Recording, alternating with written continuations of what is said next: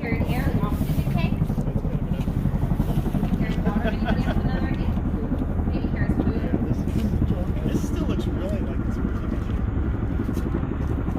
no, this There's a looks lot of even better people's than space. So this plane was used in the 1950s, 60s, and 70s, and it was a reconnaissance plane. Has anyone heard of the term recon? We play some of the video games. Exactly. So this is a spy plane. Pretty cool. That's a Coast Guard plane that you hear behind us going off. So this is a spy plane. It was used in the 1950s, 60s, and 70s during the Cold War, and we used it to detect enemy planes, Soviets, and also to listen to the Chinese radios to translate what they were talking about.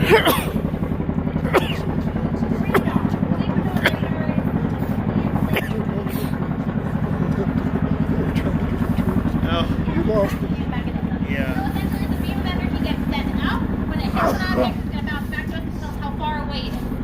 Now the bottom and the top are called radomes. Can everyone say radome? Perfect. The bottom would rotate 360 degrees around and the top would go up and down.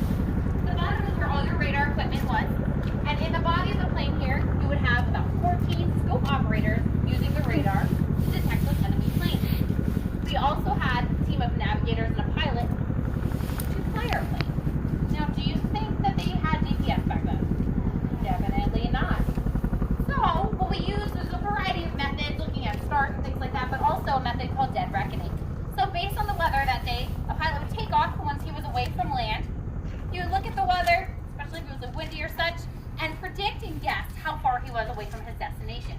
Does that sound pretty accurate? Something you could rely on?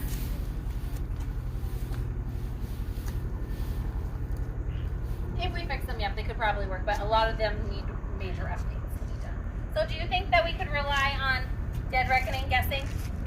Definitely not.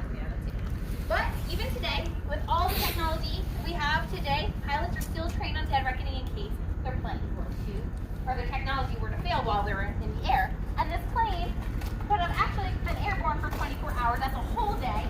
So it's very important that they knew where they were going in this case. Yes.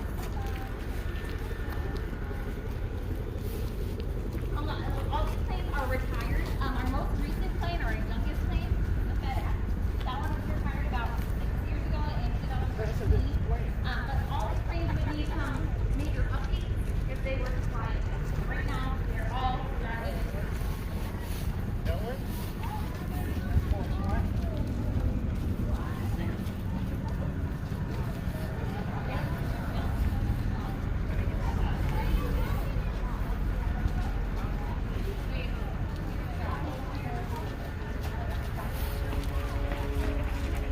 Alright, so our next plane we're going to see is this one. I want you guys to come join me in the front of this plane.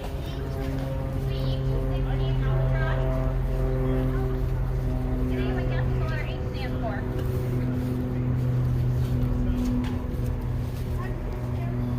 That's hydrogen. So H is actually going to stand for help. Help utility, HU. This is a rescue plane. And if you look at the bottom of the plane, what does it look like? Looks like exactly. It looks like a boat. So this is an amphibious plane, which means that it could land on land or water. It could also be fitted with skis, and then it could land on snow or ice. Pretty cool, huh? Now, if you look at the wings, when they're sticking straight out, is this going to be a fast plane or a slow plane? Slow plane. And they're called Hershey bar wings. You guys get lots of Hershey bars in Halloween? So these are Hershey bar wings. Now, are these located low, medium, or high on the body of the plane? And the body of the plane is called fuselage. They're high. Perfect.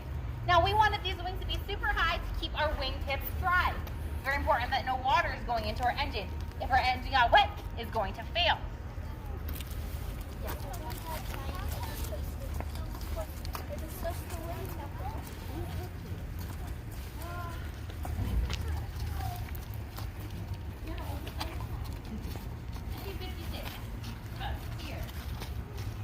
Let's look at a couple things. If you see on the side of the plane, Coast Guard in big bold letters, when this plane landed in the water would come up about halfway through those letters. So again, very important that we have our wings up very high. We have these pontoons hanging down here. 1, 2. These are going to help you stay a little bit more afloat. They also carry excess fuel. So it's very important that we have our fuel with us. Because if you're a rescue plane and you're on a 12-hour mission, somebody needs your help. There's no time for you to stop and refuel, so you carried your fuel with you. On top or under this wing here, right above me, there's a little black hook. Anyone can guess what that is? We already saw it today, but on a different plane.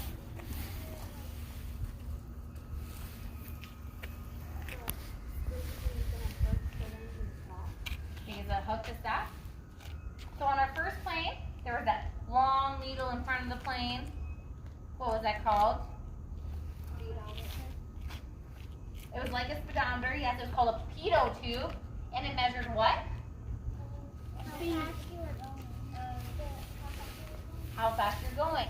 So for this plane, that is your pitot tube. This is where you're going to measure the speed of your plane. But it's all the way over here. It's not closer to the body of the plane. Because on the other side of our plane, we have engines with propellers. And what do propellers do? And when they spin, what do they kick out? Air, wind, right? So if your pitot tube is closer to your engine, when the propellers are kicking out air, it will give you the inaccurate reading of how fast you're going. Is it so clean? We hold them off, give them this little plain wash. So behind me over here, this is a Boeing 727. Its name is Gideon. Say good morning, Gideon. Gideon is very big. And he used to be owned by Eastern Airlines, which is a passenger plane, just like Delta or American Airlines.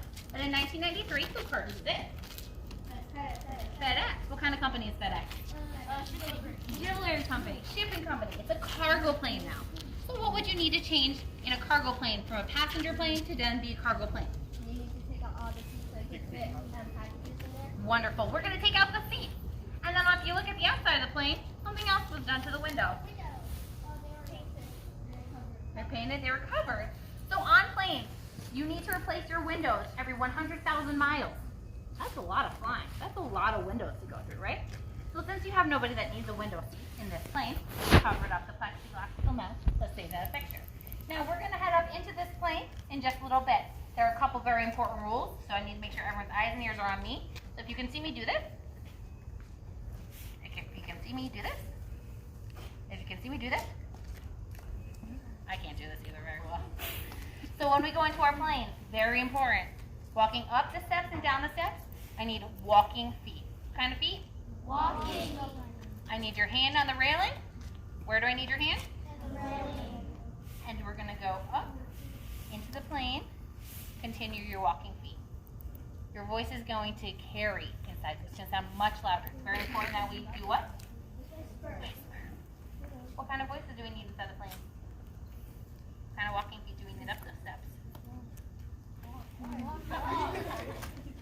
Now, I have a mission for you guys. Are you ready for your mission? Yes. Okay. With your walking feet and your whisper voices, you're going to walk to the end of the plane. There are numbers on the wall. Find the last number. Keep it in your brain. Don't share it with a friend. And then come find me. When everyone's found that number, we're going to talk about it. Don't need to run up the steps. You need your hands on the railing. Yeah.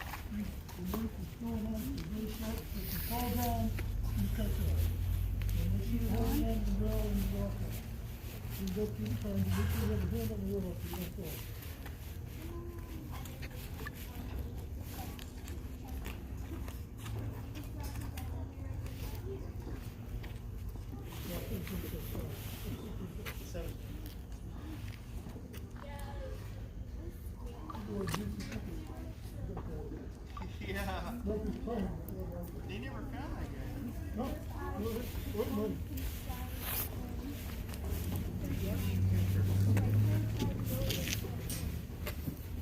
Yeah, he opened the door for she did. Yeah, but that's down, you go look at it.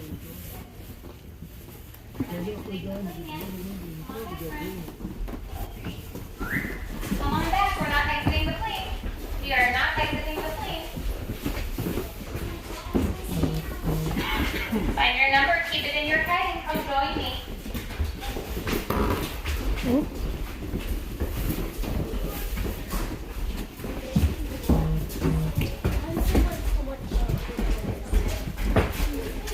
Got it, eh? You don't need anything else on overhead. Where's the seat? All right. Everyone found the last number? Yeah. Count to 3. You're going to whisper it for me. Ready? 1, 2, 3? 12. Why do you think it said 12 at the end? What do you think these numbers are for? Do you think the seats, those rows for the seats? So actually these numbers are assigned based on the weight of a shipment, a cargo shipment. So you have a big box, and within that, there would be lots of packages. So based on how much it weighed, it would be in a certain number. It's very important we don't put all the weight at the end. We don't want to weigh on the plane. And all the heavy things are in the back. Would this plane ever take off? No. Definitely not. So we need to evenly distribute that weight throughout the plane. We took out the seats.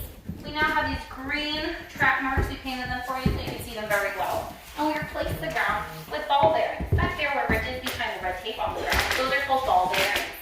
They were easily to slide around those packages so there was less resistance or friction. And inside there's also red locks so that we lock those shipments in place.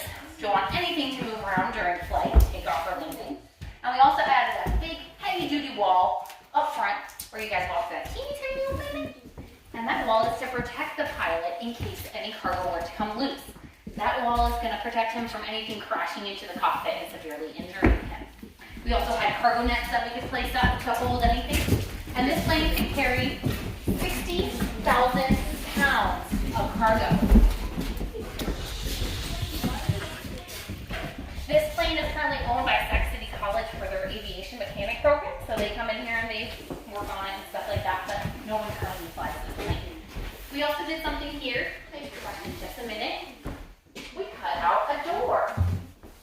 So this door would open up. When it's open, then FedEx Express will be on the right side up. But you'll have a cargo or a conveyor belt or ramp outside. Packages would come up onto the ball bearings, and then we ship them on down to the end of the plane, squeezing in as many packages as possible. But if you think about this, what shape are packages normally? It's usually boxes, right? Square or rectangle. If you look at the fuselage of the plane, what shape is that? It's rounded, yeah, kind of like a circle. So we had to fabricate special packaging, special cargo boxes. They were usually made out of aluminum, so we could fit in even more packages. So they would have rounded sides. They could fit in all the way up to the end, all the way up to the walls. The more packages on this plane, the more happy customers, right? Yes. These here, these are just other kind of straps. So for good, like cargo nets like this over here. So we're going to exit the plane. How do we need to walk down the steps? Walking, holding the rails. And you're going to meet me at the bottom, yes. Why is there tape? We just gutted it. It doesn't need to be pretty since no one was in here. We do have the light so we can still see and